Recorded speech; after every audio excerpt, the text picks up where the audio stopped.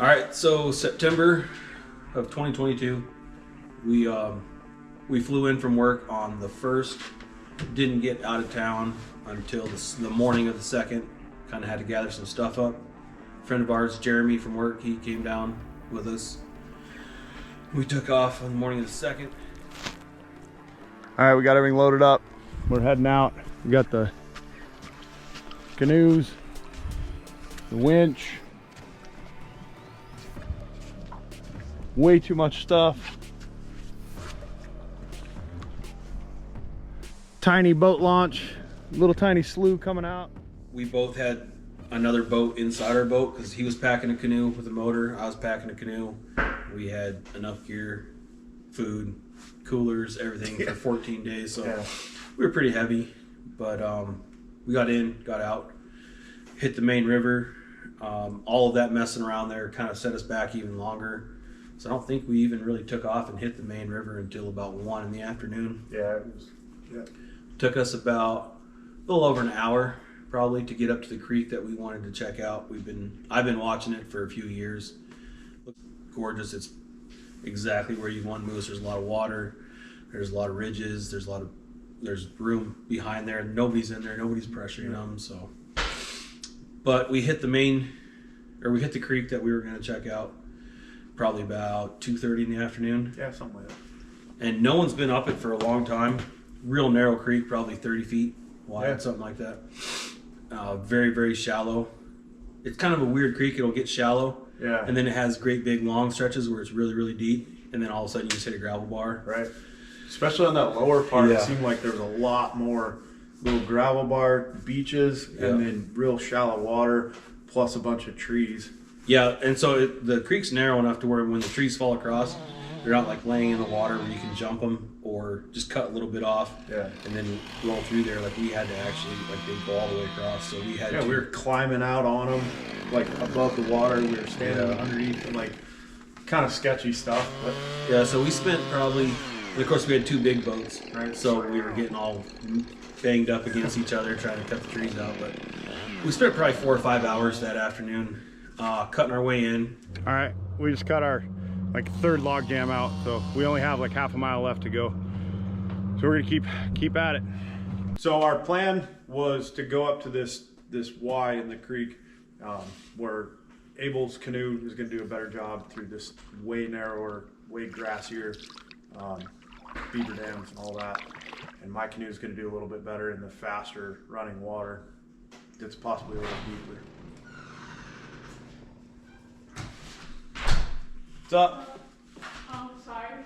Can I use your small vacuum? Yeah, it's on the porch. Okay, perfect. Thank you. Damn kids. Go. All right.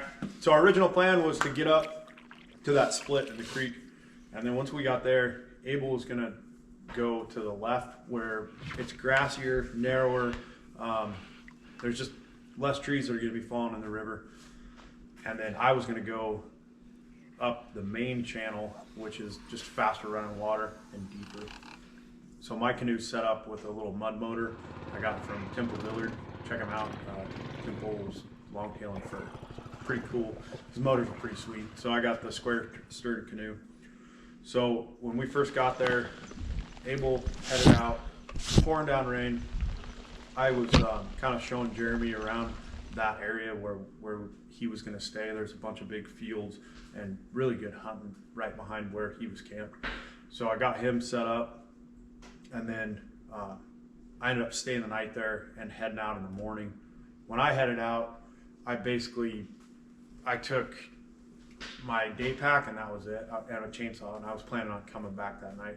So I ended up cutting for hours and hours that first day, just getting myself just to maybe 2 miles upriver. There's so much cutting to do. Well, while I was doing that, I kind of was pretty close to this little pond that Abel could get to. So we ended up meeting up at this pond. Yeah, so I had gone up there, and same as Ryan, I just took a tarp and a sleeping bag. And it rained, so the first 2 days were pretty miserable. I'm gonna dry out. Been wet for a couple days now. I'm gonna dry some stuff out. put some warm clothes on. I started getting pretty cold.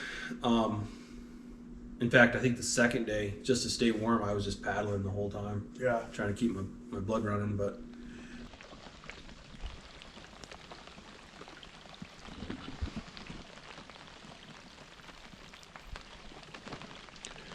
That was dinner. Don't judge me. Yeah, so I met up with Ryan. Crazy thing was we had cell service in there. Right. So, Yeah. and like both of us had turned our phones off. And at some point I turned my phone on, I seen I had cell service. Yep. And I texted Ryan, he got the text. So we were actually able to communicate once or twice a day, morning and night. Like we talk, check in, see what was going on. But we actually met up on that lake. It was super shallow lake, really muddy. But I got over there, met up, hung out for a few minutes, kind of talked plans and. Yeah, we just kind of talked about how, his side of the world was going and how my side of the world was going, and just touch base. How neither one of us had seen any moose yet.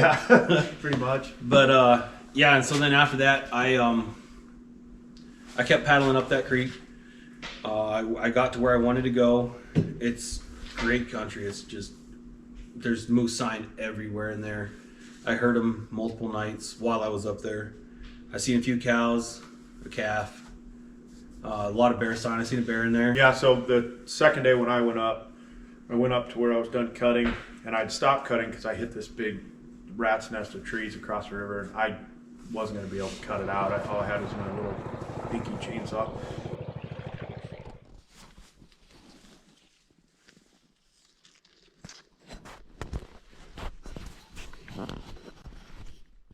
So I've called this spot pretty hard for a few hours, so I'm gonna leave it for the night. I'm gonna float down, and then I'll come back up in the morning, see if anything's moved in here, and then probably go up higher up the river, but we'll see how it goes.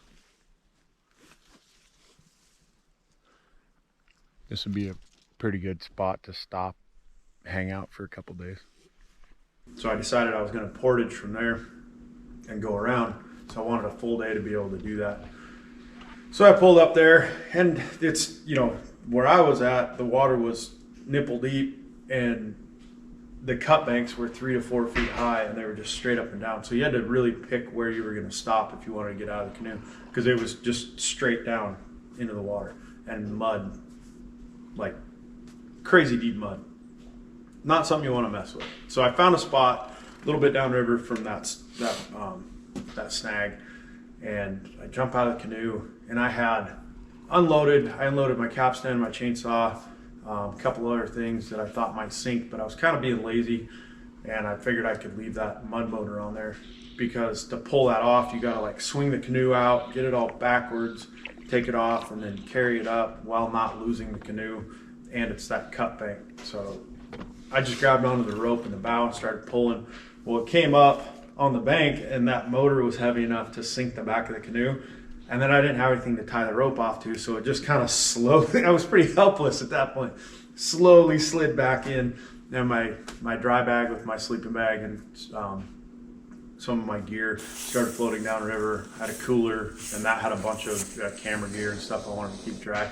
That started floating downriver, so it was a mad dash for a second there. So I got all that up. The canoe was still underwater with the motor, and I ended up hooking the capstan winch up, pulling it up, dumping it out, pulling the spark plug, changing the oil. It was a whole thing. Once I got that done, put the canoe back in the water.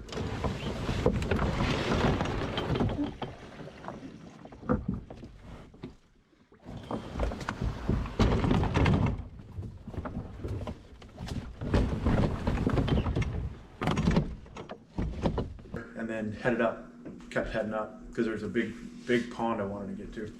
Well, got up to where I couldn't go anymore because there was another big snag, so I just parked the canoe, got out, and started walking. Right when I started walking, maybe, I don't know, half a mile from where I'd left the canoe, I heard a bunch of stuff across the creek, and I heard something scurrying up a tree, and I looked over, and there was a sow and a cub. They treed the cub, the sow snapped her teeth and growling and huffing. So then went up to the big pond, checked it out, decided.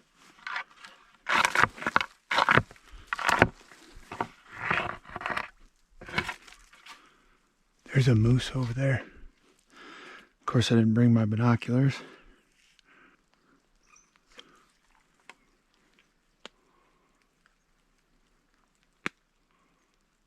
It's a cow. And then I ended up staying the night on that pond. No sleeping bag, just a tarp and my puppies. That wasn't the best choice. It was a long night. Well, as you can see, it's a pretty nice spot, almost postcard.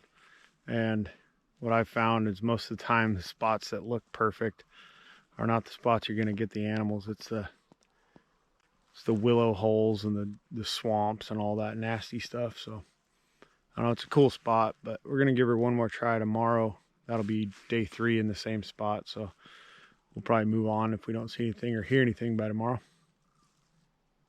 But we'll see what happens. That's where we're sleeping. Got my puppies. I'm gonna put some trash bags on the ground, and then get Gladys there. Headlamp, thermocell, just in case the wind dies and the bugs get bad. And then all my camera gear and everything shoved in there. And that's about it. Steve's gonna sit out for the night.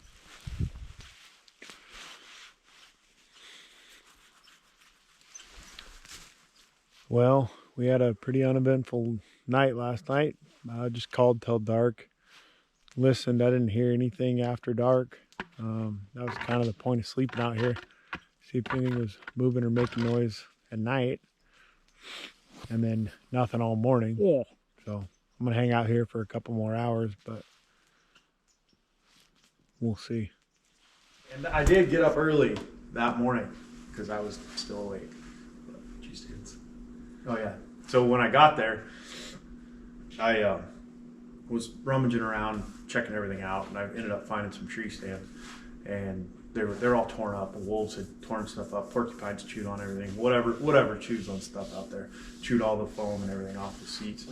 But I ended up packing up all the garbage and the tree stands and the peg. I mean, nobody had been in there for a long time. It was basically trash that was left there.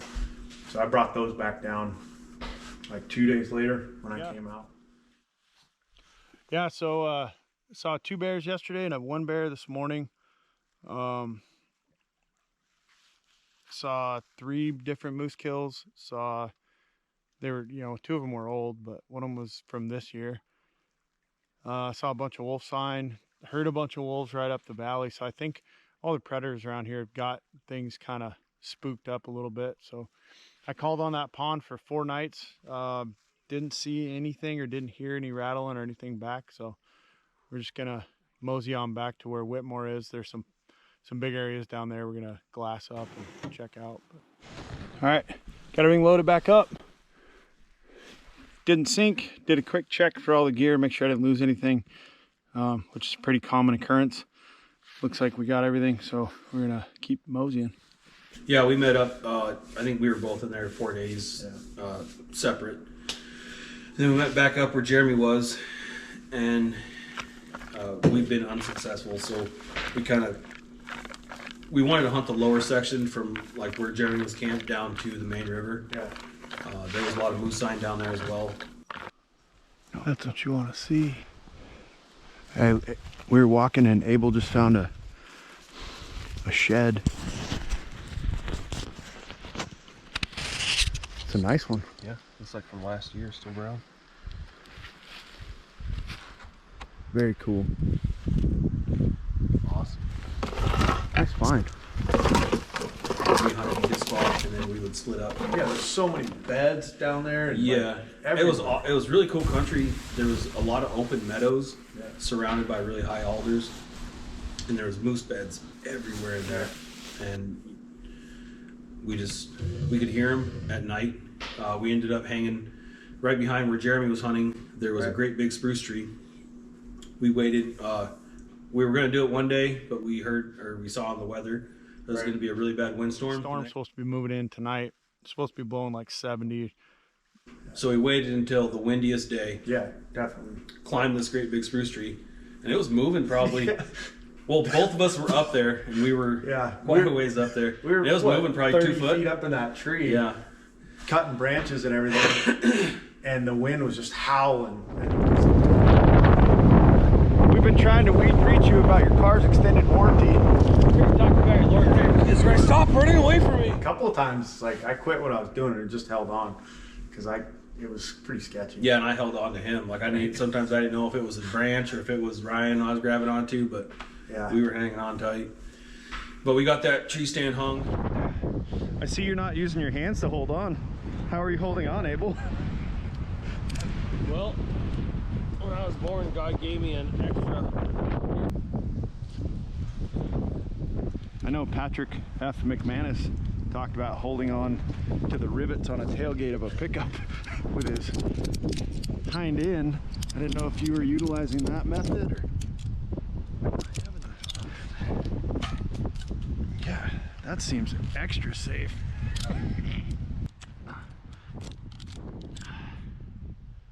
That ain't going nowhere. And then for the last 6-7 days we were there every morning and every night, I think. Yeah. One of us was up in that tree calling daylight. Not one of us. He was up there. I was sleeping. So you can see what we're looking out over with that tree stand being there, so that's kind of nice. And there's Abel up there. And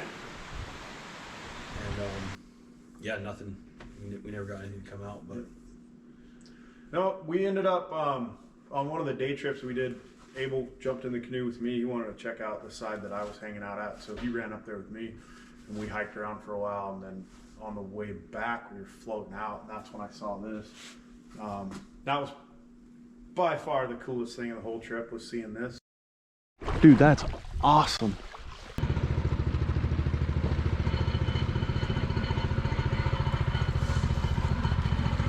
Dang.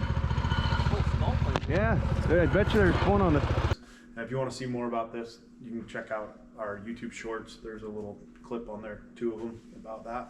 whole moose was in there. Like we found the vertebrae, the rib bones, hip bones, everything. All kinds of little pieces like this out of there.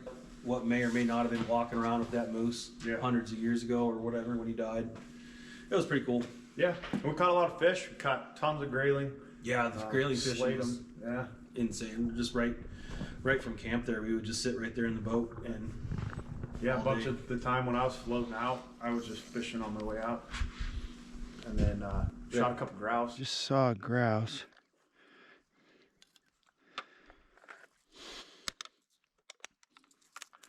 He's standing right there. I got one.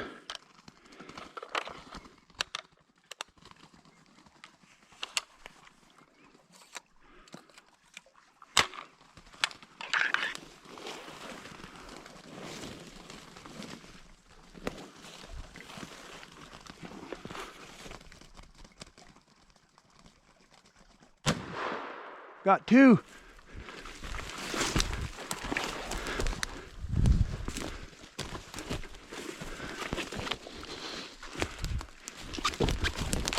that was cool. Yeah, we had a duck dinner one night. And that'll make a nice dinner, lunch here in a little bit. The river provides. Look at that. Beautiful. Shot some ducks.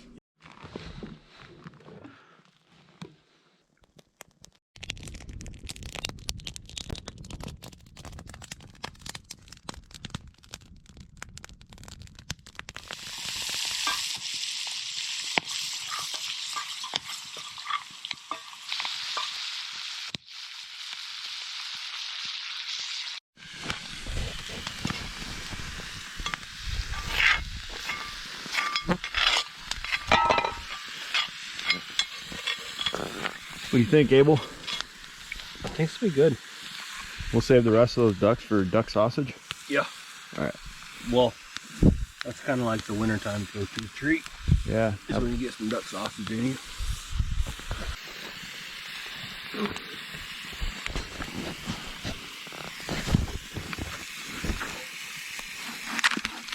Oh my goodness. Look at that. Perfect. Yeah, buddy. Yeah, it was a good time. And the one day I went up on the side that Abel had been hunting, I went up there just to test the mud motor out in the grass and see if I could see anything. And it was cool. Like where he went was awesome.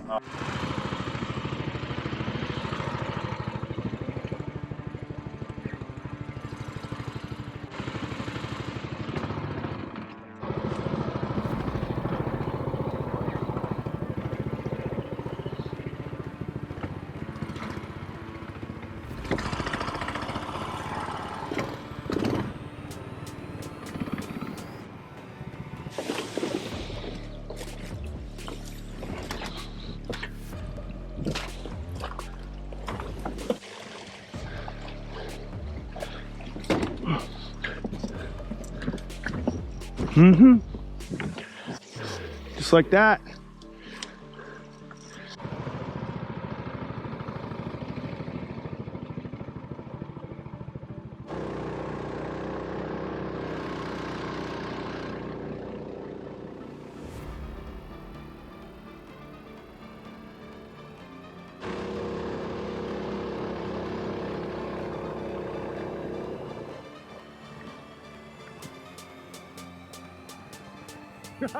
Nice.